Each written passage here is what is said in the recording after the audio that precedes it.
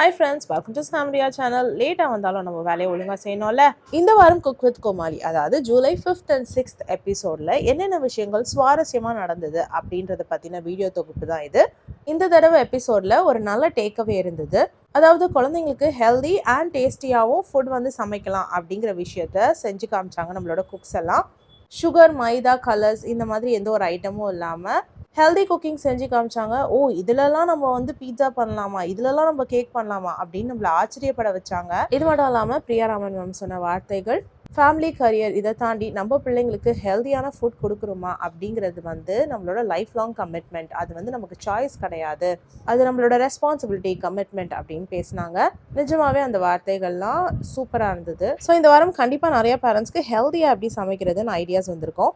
Baby ஆமினாமா நல்ல பையனை வளர்த்துருக்கீங்க, உங்களையும் வந்து பேபின்னு சொல்றான் பாருங்க, அதான் ஒரு ஹைலைட். ஹலோ பேபி, யாரடா சொல்லிட்டு இருக்க? நீ பேடா பிச்சர்தான் ஒரு ரெண்டு பேரையும். ஆனா எங்க அக்கா அப்படி இல்ல, கிளி மூக்கு, எலும்பு சம்பள கலர், சுண்டி விட்டா ரத்தம் வரும். மொத்தத்துல சூப்பர். எனக்கு பேபி சொன்னவனுக்கு பிரச்சனை லைட்டா. இந்த அவமானம் உனக்கு தேவையா? சமைக்க தெரியாதா? அதான் அந்த அக்காக்கு தெரியாது, மதுமிதா அக்காக்கு தானே. நானா? இங்க பாருங்க, ஃபர்ஸ்ட் நம்பர்ல இருக்காங்க அவங்க, நான் சொல்லி கொடுத்துதான். அப்படியா? அப்படித்தான். அவங்களுக்கு சமைக்க தெரியாது, அப்புறம் இருக்கு ஃபர்ஸ்ட் நம்பர்ல இருக்காங்க.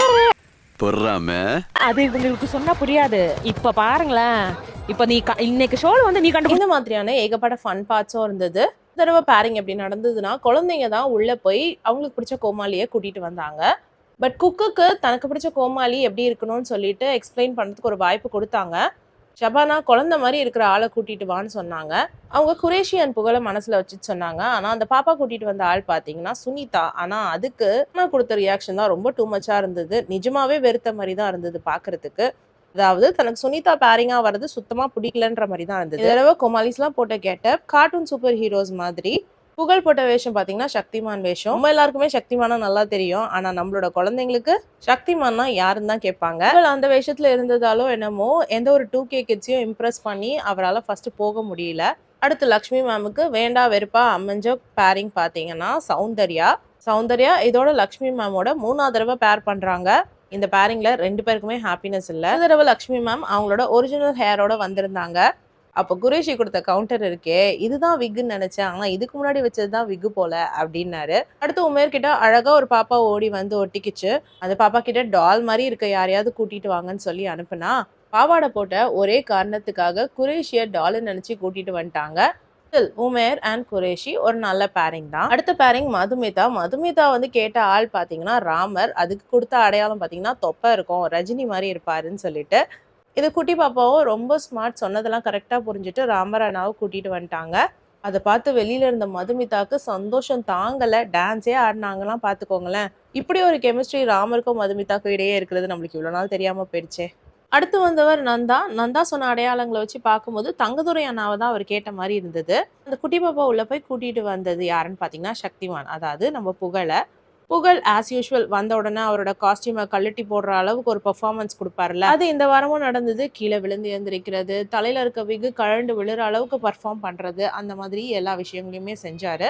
ராஜு தனக்கு கோமாளியா ஷர்ஜன் வேணும்னு கேட்டாரு. அதுக்கு அடையாளமா தலையில நிறைய முடி இருக்கும்னு அனுப்புனாரு. ஆனா இந்த தடவை ஜெல்லு வச்சு ஷர்ஜன் முடிய அழுத்தி சீவி வச்சிருந்தாங்க, கண்டுபிடிக்க முடியாத அளவுக்கு.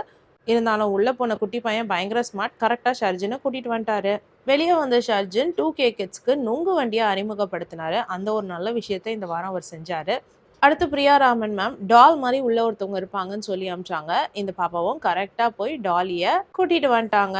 ஸோ பிரியா மேம் கேட்ட பேரிங்க அவங்களுக்கு அமைஞ்சதுல அவங்களுக்கு பயங்கர ஹாப்பி. நெக்ஸ்ட் சுந்தரி அக்காக்கு பேரிங் கூட்டிட்டு வர வந்த பாப்பா சுந்தரி அக்கா பத்தி ரொம்ப நல்லாவே தெரிஞ்சு வச்சிருந்தது. அவங்க எவ்ரி வீக் பிக் பாஸ் பார்ப்பாங்களாம், அதனால எல்லா கேரக்டர் பேரும் கரெக்டா தெரிஞ்சிருக்கு. சுந்தரி அக்காக்கு தங்கதுரை அண்ணாவை தான் ரொம்ப பிடிக்கும்ன்ற விஷயத்தையும் அந்த பாப்பா தெரிஞ்சு வச்சிருக்காங்க. அதனால உள்ள போய் கரெக்டா தங்கதுரை அண்ணாவை கூட்டிட்டு வந்துட்டாங்க. ஸோ பேரிங்லாம் முடிஞ்ச கையோட அட்வான்டேஜ் டாஸ்க்ல பார்த்தீங்கன்னா சொப்பு சமையல் தான். சொப்பு அடுப்பு சொப்பு கல் வச்சுட்டு கலரா தோசைகள் சுடணும், இதுதான் வந்துட்டு டாஸ்கா இருந்தது. கோமாளிஸ்லாம் தோசை சுட்டாங்க. ஃபர்ஸ்ட் 10 மினிட்ஸ் கோமாளி, லாஸ்ட் 5 மினிட்ஸ் பார்த்தீங்கன்னா குக்கெல்லாம் தோசை சுட்டாங்க. இந்த அட்வான்டேஜ் டாஸ்கோட வின்னர் யாருன்னு பார்த்தீங்கன்னா நந்தா அண்ட் புகழ். 11 தோசையை சூப்பராக சுட்டிருந்தாங்க. அதுக்கு அடுத்து அதிகமாக சுட்டவங்க யாருன்னு பார்த்தீங்கன்னா உமேர் லத்தீஃப் அண்ட் குரேஷி பேர் தான். ஆனால் சர்ப்ரைசிங்லி அட்வான்டேஜ் டாஸ்க் வின்னராக 2 பேரை அனௌன்ஸ் பண்ணியிருந்தாங்க. ஸோ நந்தகுமார் அண்ட் உமேர் இவங்க 2 பேருமே வந்து அட்வான்டேஜ் டாஸ்க் வின்னர் ஆயிட்டாங்க. கொஞ்சம் கூட எதிர்பார்க்காத உமேர் எல்லாரையும் தூக்கி சுற்றி விட்டாருன்னு தான் சொல்லணும். அவர் அழுத்தி பிடிச்சதுக்கே குரேஷிக்கு வலி தாங்கலை. அட்வான்டேஜ் டாஸ்க் வின்னருக்கு கொடுக்கப்பட்ட அட்வான்டேஜ் என்னன்னு பார்த்தீங்கன்னா யாராவது ஒரு குக்குக்கு ஒரு 5 minutes பிளைண்ட் ஃபோல்ட் கட்டி அவங்கள சமைக்க விடாமல் பண்ணலாம். உமேர் அண்ட் நந்தா ஏகமனதா தேர்ந்தெடுத்த ஒரு பர்சன்னு பார்த்தீங்கன்னா Priya Raman ma'am. So Priya Raman ma'am வந்து கிட்டத்தட்ட ஒரு 10 நிமிஷம் வேலை செய்யாமல் நிற்க வேண்டியதாக போயிடுச்சு. மட்டும் இல்லாமல் இந்த அட்வான்டேஜ் டாஸ்கால பாதிக்கப்பட்ட இன்னும் 2 பேர் பார்த்தீங்கன்னா மதுமிதா அண்ட் சுந்தரி அக்கா. அதுவும் மதுமிதாக்கு கரெக்டாக ஏதோ கேண்டி செய்கிறப்போ கண்ணை கட்டி விட்டுட்டு போயிட்டாங்க. அதனால அந்த கன்சிஸ்டன்சியே போயிடுச்சுன்னு கிட்டத்தட்ட அழுற ரேஞ்சுக்கு ஆயிட்டாங்க மதுமிதா. அவங்களுக்கு ஹெல்ப் பண்ணுறதுக்கு உமேரும் ட்ரை பண்ணாரு, ஆனால் அது ஒழுங்காக வரல. ஸோ எடுத்து போட்டுட்டு திரும்பவும் ஃபர்ஸ்ட்லேருந்து செஞ்சாங்க. இந்த தடவை இன்ஹரன்ஸ்னு ஒன்றுமே இல்லை அப்படின்னு சொல்லிட்டு தடையாக என்ன பண்ணாங்கன்னா குழந்தைங்களை தூக்கி இடுப்பில் கொடுத்துட்டாங்க. இந்த குழந்தைங்கள தூக்கி வச்சு பார்த்துக்கணும், கீழே இறக்கி விட்டிங்கன்னா பனிஷ்மெண்ட் என்னன்னா குழந்தைங்களோட போய் ஒரு பிளே ஏரியாவில் விளையாடணும். அந்த நேரம் குக்கால சமைக்க முடியாது. ஒரு தடவை தாமு அப்பா ராஜுவோட சமையலை சாப்பிட்டு பார்த்துட்டு சுத்தமாக நல்லா இல்லை அப்படின்னு சொல்லிட்டாரு. தூக்கி குப்பையில போடணும் சொல்லிட்டாரு. அதுக்கப்புறம் சொன்னாரு அது ஜோக்குக்கு சொன்னேன் அப்படின்னு சொல்லிட்டு. ஆனா அதையும் ராஜு பாத்தீங்கன்னா செம்ம கூலா எடுத்துக்கிட்டாரு.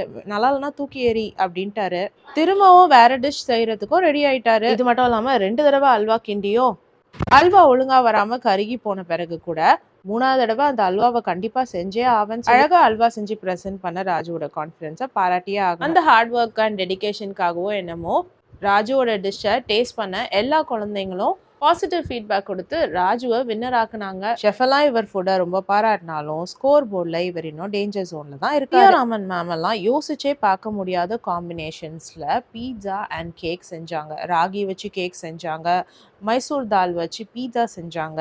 இதெல்லாம் ஷெஃபே பார்த்துட்டு நாங்கள் கற்றுக்கிட்டதுலாம் ஒன்றுமே இல்லை போல இருக்கே, உங்ககிட்ட இருந்து கற்றுக்கிறதுக்கு நிறையா இருக்குன்னு பாராட்டினாங்க. பிரியா ராமன் மேம்க்கு ஒரு ஸ்பெஷல் சைல்டு இருக்காங்க. அவங்களால இன்னும் பேசக்கூட முடியாதான். ஸோ நான் அந்த மாதிரி சைல்டுக்கு சமைக்கும் பொழுது அந்த மாதிரி சைல்டில் எல்லா பேரண்ட்ஸுமே அவங்கவுங்க குழந்தைங்களுக்கு சமைக்கும் போது ஹெல்தியான டிஷ்ஷை தான் கொடுக்கணும்னு நினைப்போம். அந்த குழந்தைக்கு தெரியாது எது நல்லது எது கெட்டதுன்னு சொல்லிட்டு நம்ம ஸ்டார்டிங்லேருந்தே நல்ல பொருளை கொடுத்தோம்னா கெட்ட பொருளுக்கு தானாகவே நோ சொல்லிடுவாங்க பசங்க. அது மட்டும் இல்லாமல் ஒரு காலத்தில் என் பையன் எங்கள் அம்மா சமையல் மாதிரி வராது அப்படின்னு சொன்னான்னா அதுவே எனக்கு போதும், என்னுடைய வாழ்க்கை முழுமை அடைஞ்சிரும்ன்ற மாதிரி பேசினாங்க. இந்த ஸ்பீச்சை கேட்டு எல்லாருமே எமோஷனல் ஆயிட்டாங்க. எல்லாரோட டிஷ்ஷுமே ரொம்ப வித்தியாசமாக ஹெல்த்தியாக கலர்ஃபுல்லாக இருந்தது. இந்த வாரம் எல்லாருக்குமே ரொம்ப ரொம்ப நல்ல ஃபீட்பேக் கிடச்சிச்சு.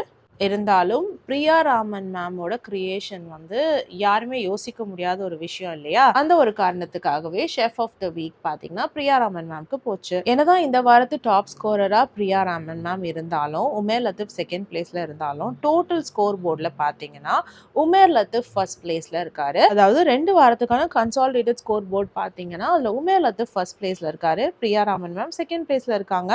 யாரும் எதிர்பார்க்காத விதமா லக்ஷ்மி மேம் லாஸ்ட் பிளேஸ்ல இருக்காங்க ஷபானாவோட சேர்ந்து. என்னதான் ராஜு குழந்தைங்களோட மனசை பிடிச்சாலும் அவரும் சுந்தரி அக்காவும் இன்னும் டேஞ்சர் ஜோன்ல தான் இருக்காங்க. அந்த டோட்டல் ஸ்கோர் போர்டில் அவங்க 2 பேர் நேமே இல்லை. ஒருவேளை நெக்ஸ்ட் வீக் எலிமினேஷன் வீக்காக இருந்தால் ராஜு சுந்தரி அக்கா இவங்க 2 பேரும் பார்த்துருந்துக்கணும். ஏன்னா இவங்க 2 பேருக்கு தான் எலிமினேட் ஆகுறதுக்கு அதிகமான சான்சஸ் இருக்குது. பட் அதில் பார்த்தீங்கன்னா சுந்தரி அக்காவுக்கு தான் ஹை சான்சஸ் இருக்கிற மாதிரி தெரியுது. ஸோ இந்த வாரம் வின்னரான பிரியா மேம்க்கு மொமெண்டோ அண்ட் கேப் கொடுத்தாங்க. ஸ்பின் வீல் மூலமாக டிவியும் அவங்களுக்கு பரிசாக கிடச்சிச்சு. லக்ஷ்மி மேம் சொன்ன மாதிரியே அவங்க வின் பண்ண டிவியை அவங்களோட கோமாளியான சௌந்தர்யாவுக்கு கிஃப்டாக கொடுத்தாங்க. கன்சாலிடேட் ஸ்கோர் போர்டோட டாப்பரான உமேர் லத்தீஃப்க்கு கோல்டன் ஏப்ரன் பரிசாக கிடச்சிச்சு. ஸோ இதுதான் இந்த வாரத்தின் சுவாரஸ்யமான நிகழ்வுகள். வாரங்கள் எப்படி இருக்குன்னு வெயிட் பண்ணி பார்க்கலாம். என்னோட கருத்துக்கள் பிடிச்சதுன்னா please like, share and subscribe. வேற ஒரு வீடியோவில் திரும்பவும் மீட் பண்ணலாம். Until then, it's bye from Jemima. Take care.